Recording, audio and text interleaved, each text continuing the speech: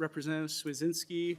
I'll move your bill, since you're not a member of the committee. I'll move that House File 624 be laid over for possible inclusion in a future bill. And if you would like to present, you're welcome to. Thank you, Chair Heinzman, Chair Fisher. It's an opportunity to come. Thank you for that before your committee once again. House File 624 is a pretty straightforward bill. Our goal is to increase opportunities to put fish in the lake, but also fish in the live well. And House File 624 foundationally works to drive money towards fish stocking by giving an incentive to purchase walleye stamps, and as part of that incentive, you get to use a second line in the summer and 4 lines in the winter. Currently, I think the Minnesota sells approximately 15,000 walleye stamps for the 1 million to 1.5 million fishing licenses that are sold throughout the state. I believe it generates about $90,000. And those dollars are dedicated and used for fish stocking. And our goal is that we could incentivize the purchase of walleye stamps so that those dollars can be generated, the revenue used to stock fish in all 1,000 or 10,000 lakes here in the state of Minnesota. That's what the bill does. It's very straightforward. Revenue estimates, it's really quite interesting if you chat with the folks at any hardware store, which I've had a lot of conversations about that. A vast majority of fishermen that I've talked to have shown interest in it. And obviously, we all know the same issues that we're dealing with across all of our sporting activities, whether that's hunting or fishing. The average age of the average fisher person is increasing. And so what can we do to dynamically change and get young people off their devices and back onto the lakes by the boat or on shore, and that's having success. And the success that we can give them is, one, have better opportunities to have fish in the lake, which the stocking efforts would do that, but also giving them opportunities to maybe potentially even shrink the time in which they do to catch their limit. There's been a lot of conversations across the state to move the walleye limit from 6 to 4 fish. And really, when you're looking at how do we get young people dynamically interested in a sport that can potentially take all day, is potentially shorten the time in which they can actually have success and maybe reach whatever limit that might be.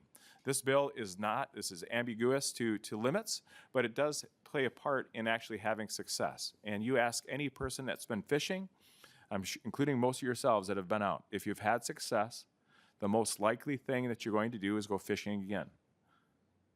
And that's what we're trying to do. And I think this opportunity, this really gets the conversation back on the water and puts us, quite frankly, in line with other states. South Dakota, North Dakota, I believe Iowa, I believe Wisconsin, all allow you to use multiple lines. And this would give you an incentive. The current walleye stamp is $5. There's been some conversations that we could potentially even increase that to generally increase the amount of revenue because of increased interest to folks that would be interested in purchasing it. Whether it be $10 or $15, I think we would be able to drive a significant amount of dollars to fish stocking across the state. That's the bill, and I stand for questions. Members, I think that we're going to have Pat Rivers come up, and we'll just hold questions for a minute and hear from DNR.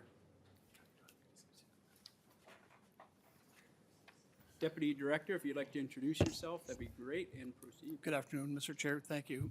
For the record, my name is Pat Rivers, Deputy Director for the Division of Fish and Wildlife at the Minnesota DNR. I want to thank the author for his interest in getting people out fishing and especially shortening that time between bites. That's a goal we both share. I want to say to start off that we're very fortunate in Minnesota. I serve on the National Fish Habitat Board, looking at doing good things for fish habitat across the country, and we're a bit spoiled in Minnesota. Our fisheries are really based on the fact that we have great habitat, water quality, and natural wildlife reproduction, as well as other species. So that's what drives our fisheries in particular. In terms of House File 624, we do have some concerns about this bill, especially related to the enforceability of how we would need to confirm whether somebody had that endorsement or not, and how that relates to party fishing. This bill will increase fish mortality directly through anglers keeping more fish, and indirectly through hooking mortality. That's when you throw a fish back that's been caught, but it subsequently dies because it's been injured. Many lakes, including our most popular large walleye lakes, have special regulations that limit the sizes of walleye that can be kept to improve the size structure in those water bodies. Some of the large lakes are near their sustainable harvest levels. Increasing harvest and mortality may mean that the overall fishing mortality exceeds what's sustainable over time, and fishing quality will decline, actually. This is not just about walleye either. Designated trout stream lakes and those supporting lake trout may need to be revisited for their limits and their seasons to prevent overharvest.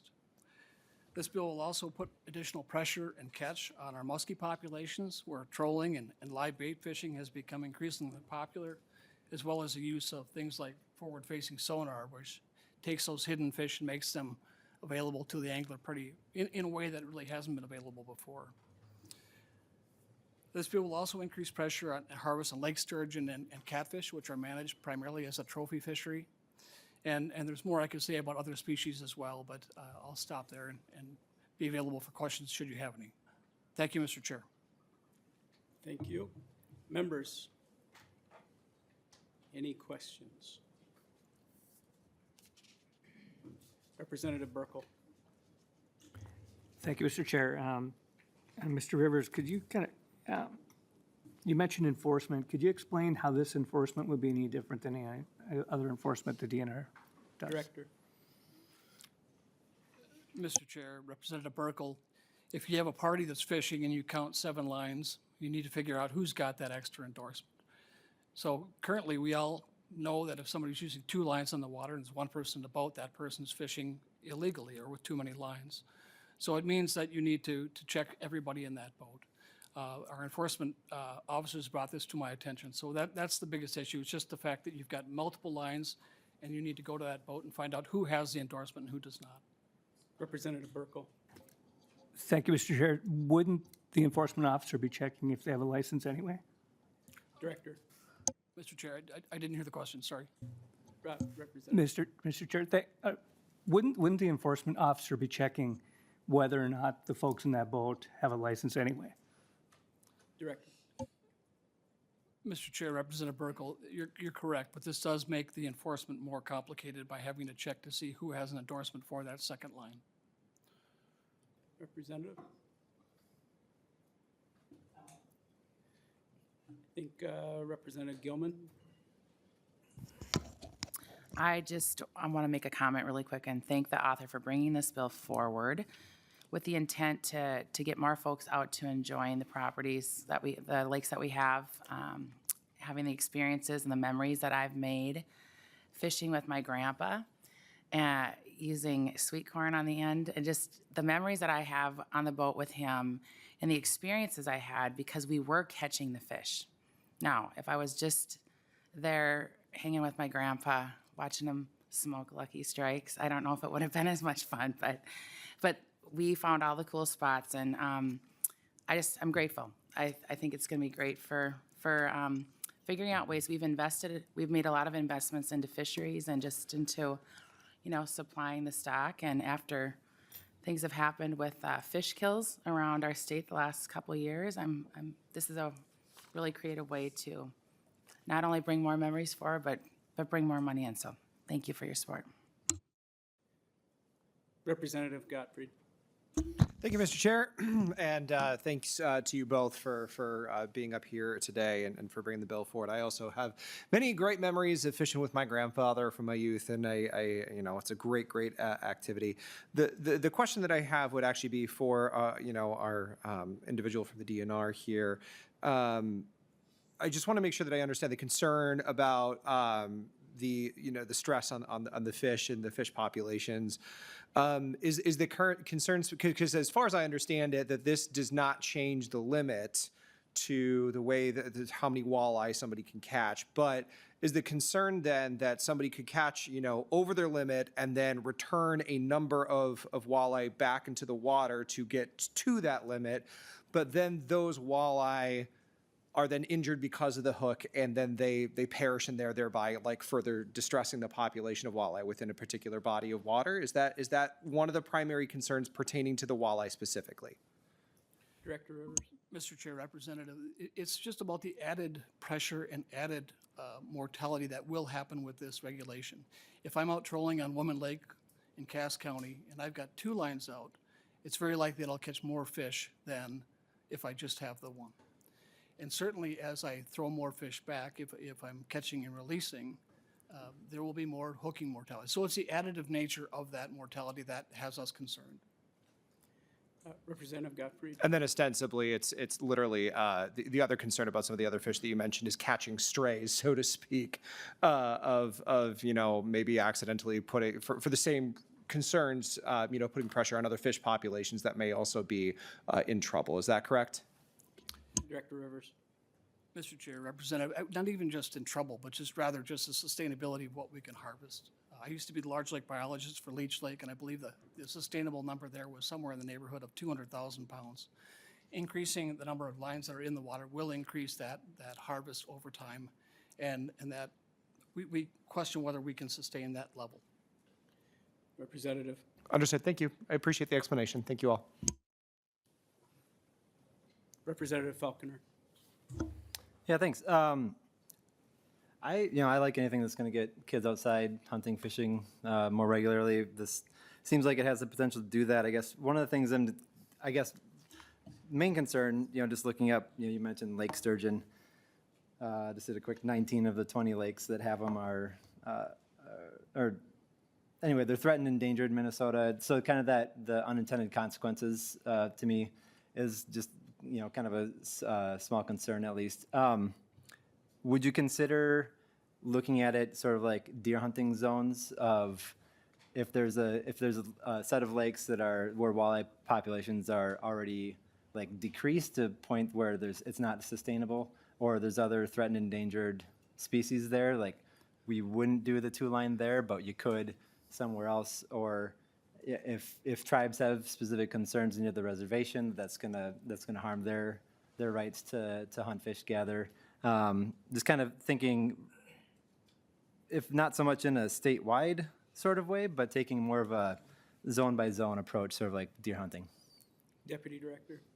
Mr. Chair, Representative, that's an interesting idea, and one of the things we like to have are rules and regulations that are simple to understand. And when we start slicing and dicing so that anglers need to look through a encyclopedia to figure out what's legal and what's not, so that would add to complexity. It is a way we could deal with, say, things like designated stream trout lakes. We could say that it's not allowed on those lakes as one example, but then you're adding another layer of complexity. But yes, you could do that.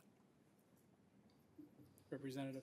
Yeah, thanks. I mean, to me, as a deer hunter, you get the book, you flip through it, you see what zones are. I mean, I don't see that as an onerous complexity issue if somebody's really, trying to go by the book and be responsible. I just feel like if we can try to figure something out that's going to make sense, get kids active, sell some more stamps, but also retain the rights of tribes and make sure the populations are healthy. If there's some way that we could find some consensus in that sort of lane, I see that as potentially workable.